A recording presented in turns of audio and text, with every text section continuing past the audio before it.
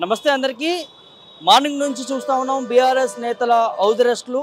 ఏదైతే ఆర్టీసీ బస్సులకు సంబంధించి టికెట్ల రేట్లు పెంచడంతో బీఆర్ఎస్ పార్టీ వర్కింగ్ ప్రెసిడెంట్ కేటీఆర్కి సంబంధించి పిలుపునివ్వడం జరిగింది. బస్ భవన్లోకి వెళ్ళి ఒక మెమరాండం లాగా ఇచ్చి తెలంగాణ ప్రజలకు సంబంధించి బీద బడుగు బలహీన ప్రజలకు సంబంధించి టికెట్లు ఎట్లా పెంచుతారంటూ కూడా వాళ్ళొక డిమాండ్ కూడా చేయడం జరిగింది, క్లియర్గా చూసాము. సో ఆ నేపథ్యంలోనే ఆ మెమరాండం ఇచ్చేటటువంటి నేపథ్యంలోనే రాత్రికి రాత్రే ముఖ్యమంత్రి రేవంత్ రెడ్డి ఆదేశాలు పంపించినట్టు క్లియర్గా తెలుస్తూ ఉన్నాయి. బీఆర్ఎస్ కీలక నేతల ఇంటి ముంగట భారీ ఎత్తున పోలీసులు మోహరించినటువంటి సిచ్యువేషన్ క్లియర్గా మనం విజువల్ ద్వారా చూస్తూ ఉన్నాము. వర్కింగ్ ప్రెసిడెంట్ కేటీఆర్ కావచ్చు, అదేవిధంగా హరీష్ రావు కావచ్చు, ఇట్లా ముఖ్య నేతల ఇంటికి సంబంధించినటువంటి ఆ పరిసరాల్లో భారీ ఎత్తున పోలీసులను మోహరించినటువంటి పరిస్థితి క్లియర్గా చూస్తూ ఉన్నాం.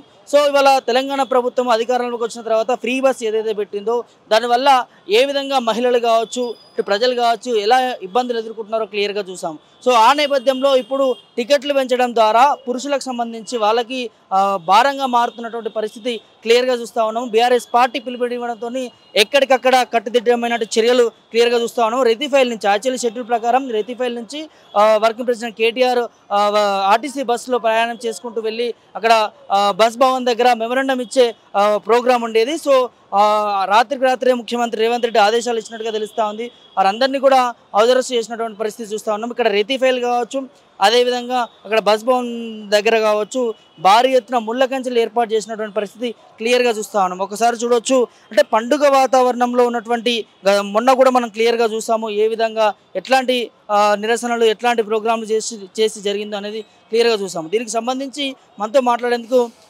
మహిళా విభాగం నుంచి సుమిత్ర ఆనంద్ గారు ఉన్నారు. మరి చూద్దాం వాళ్ళు ఎట్లా దీన్ని ఖండిస్తారు ఏంటనే విషయాలన్నింటినీ కూడా వారితో మాట్లాడించే ప్రయత్నం చేద్దాం. ఎందుకంటే ఇక్కడ రెతిఫైల్ దగ్గర భారీ ఎత్తున పోలీసులు మోహరించడంతో ఎక్కడ కనిపించినా కూడా బీఆర్ఎస్ నేతలను అరెస్ట్ చేస్తున్నటువంటి పరిస్థితి చూస్తున్నాం. ఒకసారి మేడంతో మాట్లాడించే ప్రయత్నం చేద్దాం. మేడం ఎట్లా చూస్తారు దీనికి సంబంధించి వాళ్ళ ముందస్తు అరెస్టులు చేస్తున్న పరిస్థితి చూస్తాం? ఇది ప్రజాస్వామ్యానికి విఘాతం కలిగించే చర్య కాంగ్రెస్ చేస్తూ ఉన్నది.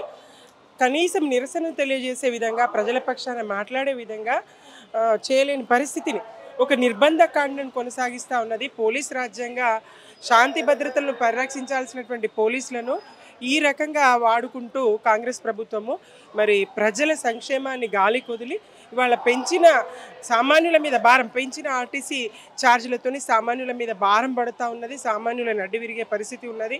1-2 బస్సుల్లో మహిళలకు ఫ్రీ ఉచితం ఇచ్చి మరి అన్ని బస్సుల్లో కూడా విపరీతమైన ఛార్జీలు పెంచేసి వాళ్ళ సామాన్యులకు ఆధారమైనటువంటి ప్రయాణాధారమైనటువంటి ఈ ఆర్టీసీని దూరం చేస్తూ ఉన్నటువంటి కుట్రను, ప్రయాణికులను ఇబ్బంది పెడుతున్నటువంటి కుట్రను ఛేదించే ప్రయత్నం చేస్తూ ఉంది బీఆర్ఎస్ పార్టీ.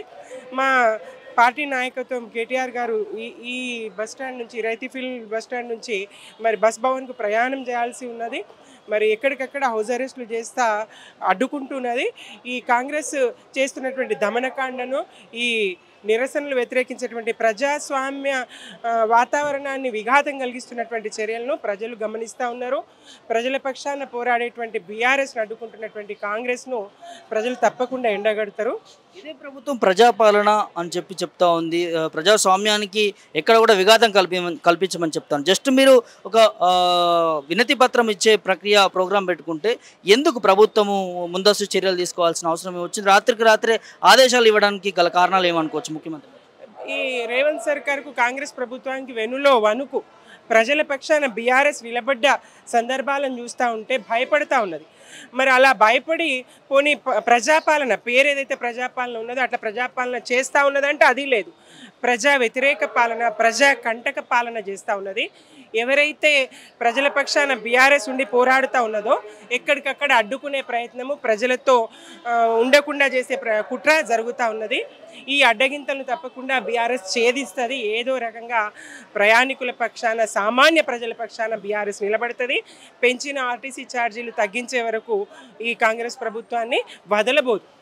ఇచ్చే ప్రయత్నం చేస్తున్నారు. ఎందుకంటే భారీ ఎత్తున పోలీసులు మోహరించారు. అక్కడ బస్ భవన్ దగ్గర కూడా ముళ్ళ కంచెలు ఏర్పాటు చేసినటువంటి పరిస్థితి చూస్తా ఉన్నాం. దాదాపు 100 పోలీసులు రోడ్లపైన బైఠాయించినటువంటి సిచ్యువేషన్. ఎట్లా ఇవాళ ప్రయాణికుల సంఖ్య కన్నా పోలీసుల సంఖ్యనే బస్ డిపోలలో, బస్ స్టాండ్లలో అధికంగా కనబడతా ఉన్నది. ఆ సంఖ్యను చూస్తే అర్థమవుతా ఉన్నది ఏ పాలన జరుగుతూ ఉంది, పోలీస్ పాలనను ఎట్లా నిర్వహిస్తూ ఉంది కాంగ్రెస్ ప్రభుత్వం అనేది స్పష్టమవుతూ ఉన్నది.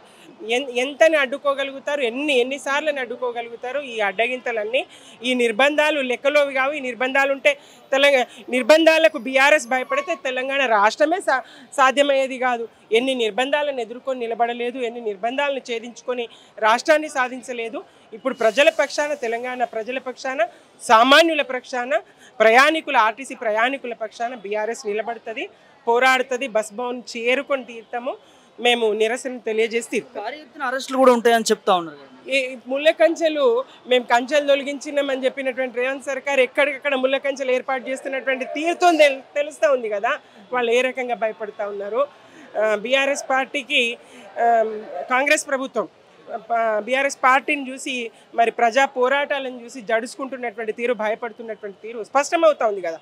ఏమున్నది, మేము వెళ్ళి మా నిరసనను తెలియజేస్తే ప్రజాస్వామ్యయుతంగా, శాంతియుతంగా, మేమేం దాడులకు తెగబడలేదు, శాంతియుతంగా బస్ భవన్ చేరుకొని, బస్సులో చేరుకొని వినతి పత్రం ఇస్తామన్నాం. దానికే ఇంత జడుపా, దానికే ఇంత భయమా, దానికే వెన్నులో వణుకు మొదలవ్వాలా, హౌస్ అరెస్టులు చేయాలా, అర్ధరాత్రి నుంచి ఇళ్ళ కాడ పోలీసులను పహారా పెట్టాలా? ఈ చర్యలు ప్రజలు గమనిస్తూ ఉన్నారు. కాంగ్రెస్కు నూకలు చెల్లినాయి.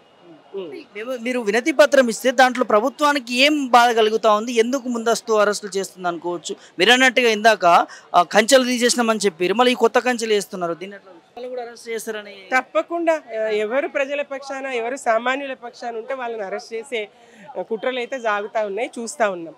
ఇక్కడ దాకా చేరకుండా ఎక్కడికక్కడ మాజీ మంత్రులందరినీ, మాజీ ఎమ్మెల్యేలు, ప్రస్తుత ఎమ్మెల్యేలు అందరినీ గృహ నిర్బంధం చేసిన తీరు యావత్తు మీడియా తెలంగాణ ప్రజానీకానికి చూపిస్తూ ఉంది, ప్రయాణికులకు చూపిస్తూ ఉంది.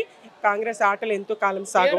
ఒకటే పోరాటం చేస్తూ ఉంది ప్రధాన ప్రతిపక్షంగా, ఎట్లా చూడొచ్చు మేడం దీని? అంటే వేరే అంతే కదా, ఒక బీఆర్ఎస్ మాత్రమే తెలంగాణ ప్రజల పక్షాన నిలబడే పార్టీ అనేది ఉద్యమకాలం నుంచి కూడా స్పష్టం కదా.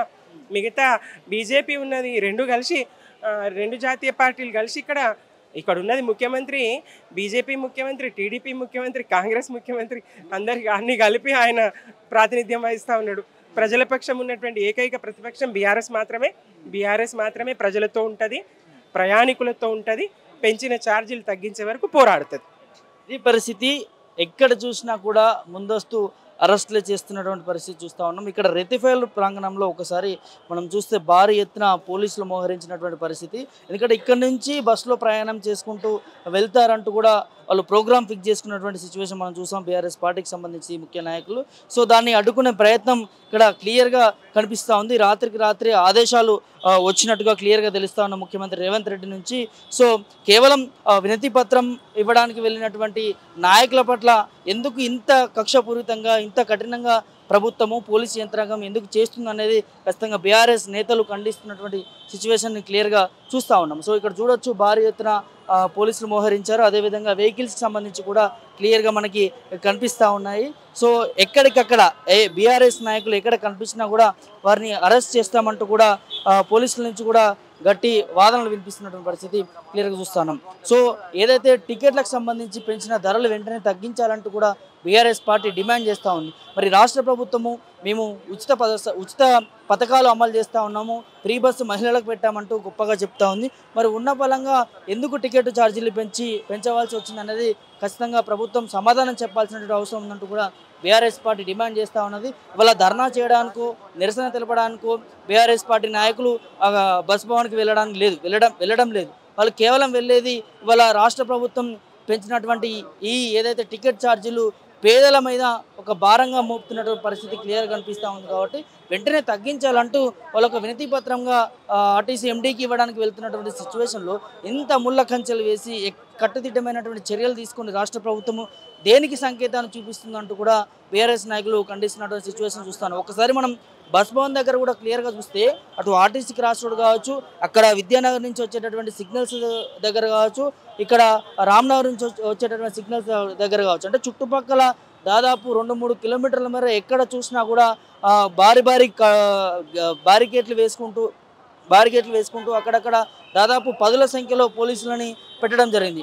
ఏ మూల నుంచి ఎవరు వచ్చినా కూడా వారిని వెంటనే అరెస్ట్ చేస్తాం, సాయంత్రం వరకు కూడా వదిలిపెట్టమంటూ కూడా సీరియస్ యాక్షన్ తీసుకుంటున్నట్టు పోలీసుల నుంచి తెలుస్తూ ఉంది. సో మరి ప్రజాపాలన ఇందిరమ్మ రాజ్యము మేము ప్రజాపాలన చేస్తున్నామని చెప్పి గొప్పగా చేపట్టేటువంటి ముఖ్యమంత్రి రేవంత్ రెడ్డి గారు ఇవాళ ఎందుకు ఇట్లాంటి కఠిన చర్యలకు దారి తీస్తున్నారు అనేది సమాధానం చెప్పాల్సినటువంటి అవసరం ఉంటుంది. ఇవాళ పేదల పట్ల కొట్లాడుతున్నటువంటి బీఆర్ఎస్ పార్టీ పట్ల ఈ ముందస్తు అరెస్టులు కావచ్చు, ఎక్కడ పడితే అక్కడ అరెస్ట్ చేయడం కావచ్చు, ఎక్కడ వాళ్ళని వినతి పత్రం ఇవ్వకుండా ఆపే కుట్ర జరగడం కావచ్చు, ఇదంతా కూడా మరి ఒకసారి ఆలోచన చేసుకోవాల్సిన అవసరం ఉన్నది ప్రజలు కూడా. సో ఇవాళ అధికారంలోకి వచ్చినటువంటి రాష్ట్ర ప్రభుత్వము 6 గ్యారెంటీల పేరు మీద అధికారం వచ్చినటువంటి ప్రభుత్వము ఏ విధంగా పాలన చేస్తూ ఉన్నది. ఇవాళ మొన్న కూడా మనం క్లియర్గా చూసాం, చిన్న ఏదైనా ప్రోగ్రాం పెట్టుకుంటా అన్న కూడా వాడు ప్రతిపక్షాలు కావచ్చు, లేకపోతే వేరే విద్యార్థి నాయకులు కావచ్చు, ఎవరైనా కూడా వారిని ముందస్తుగా అరెస్ట్ చేయడం, లేకపోతే వారి మీద కేసులు పెట్టడం, లేకపోతే వారికి న్యాయం జరగకుండా, అంటే వాళ్ళు కొట్లాడుతున్న దానిపైన ప్రభుత్వం దృష్టికి వెళ్లకుండా ఆపుతా ఉన్నారు, వాళ్ళకి న్యాయం చేయకుండా క్లియర్గా ఆపుతున్నటువంటి పరిస్థితి చూస్తూ ఉన్నాం. సో అట్లా అనేక దఫాలుగా రాష్ట్ర ప్రభుత్వము వాళ్ళ ఎక్కడి ప్రశ్నించే గొంతుకని ఇలా నొక్కేసే విధంగా చేస్తున్నటువంటి పరిస్థితి చూస్తూ ఉన్నాం. బీఆర్ఎస్ పార్టీకి సంబంధించి అయితే క్లియర్గా చెప్తా ఉన్నారు, ఇవాళ ఖచ్చితంగా మేము ఆర్టీసీ ఎండీకి మెమరాండం ఇచ్చే తీరుతాము, ఈ టికెట్లు ఏదైతే ఛార్జీలు పెంచారో దాన్ని తగ్గించే వరకు కూడా బీఆర్ఎస్ పార్టీ పోరాటం ఆగదంటూ కూడా క్లియర్గా కరాఖండిగా బీఆర్ఎస్ నేతలు చెప్తా ఉన్నారు. సో ఇప్పటికే కీలక నేతలు అరెస్ట్ చేసినటువంటి హౌస్ అరెస్ట్ చేసినటువంటి సిచ్యువేషన్ చూస్తూ ఉన్నాం.